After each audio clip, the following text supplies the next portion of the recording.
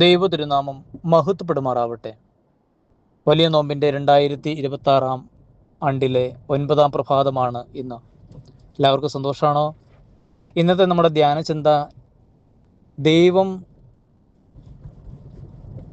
ആദിയിൽ ഒത്തിരി കരുണ കാണിച്ച ഒരു കുടുംബം, ആ കുടുംബത്തെ ദൈവം ഓർത്തെടുക്കുന്ന,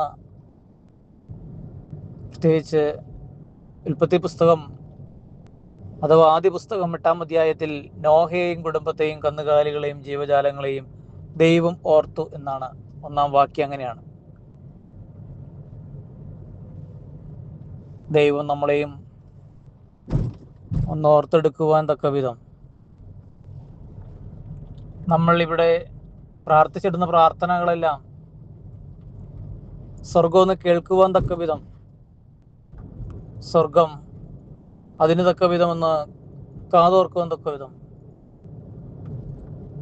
നമുക്കും ദൈവത്തിൻ്റെ നോഹയോട് കാണിച്ചതുപോലെയുള്ള കരുണ, നോഹയോട് കാണിച്ചതുപോലുള്ള സ്നേഹം, നോഹയോട് കാണിച്ചതുപോലുള്ള ദയ നമ്മളിലേക്കും അതുപോലൊരു സമീപനം ദൈവം എടുക്കുവാൻ തക്ക വിധം നോമ്പിൻ്റെ പ്രഭാതത്തിൽ പ്രാർത്ഥിക്കാം. നമ്മുടെ ജീവിതത്തിൽ നമ്മൾ പല സന്ദർഭങ്ങളിലും ഓർത്തെടുക്കാതെ പോയ,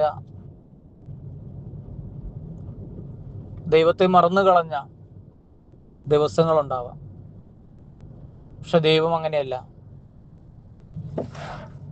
ദൈവം നമ്മളെപ്പോഴും ഓർത്തെടുക്കുന്ന, ദൈവം നമ്മളെപ്പോഴും ചേർത്ത് പിടിക്കുന്ന, അതുകൊണ്ട് മാത്രമാണ് നമ്മളിങ്ങനെ സുരക്ഷിതത്വത്തോടെ ഈ ഭൂമിയിൽ ജീവിക്കുന്നത്. അതുകൊണ്ട് ദൈവത്തെ മറന്നു കളഞ്ഞ ദിവസത്തെ ഓർക്കാം, ദൈവത്തിന് അകന്നു പോയ ദിവസങ്ങളെ ഓർക്കാം, ദൈവം തന്ന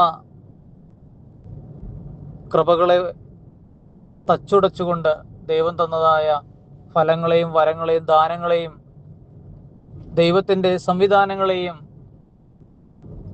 ദൈവത്തിൻ്റെ പരിപാലനത്തെയും നാം മറന്നുപോയതിനെ ഓർത്ത് പശ്ചാത്തപിച്ചുകൊണ്ട്, കർത്താവേ, എന്നെയും നീ രണ്ടാമത് വരുമ്പോൾ ഓർക്കണമേ എന്ന് വലതുഭാഗത്തെ കള്ളനോട് ചേർന്ന് പ്രാർത്ഥിക്കുവാനും, നമുക്ക് ഈ ദിവസം ദൈവമേ നിന്റെ കരുണയുടെ വാതിൽ തുറന്നു തരണമെന്ന് പ്രാർത്ഥിച്ചുകൊണ്ട് പ്രാർത്ഥിക്കുന്ന എല്ലാ മക്കളെയും ദൈവകരങ്ങൾ പ്രത്യേകം സമർപ്പിക്കുകയും പ്രാർത്ഥിക്കുകയും ചെയ്തുകൊണ്ട് പ്രാർത്ഥനാപൂർവം പുത്തൂർ കുടിലിൽ ജയ്മോനച്ചൻ.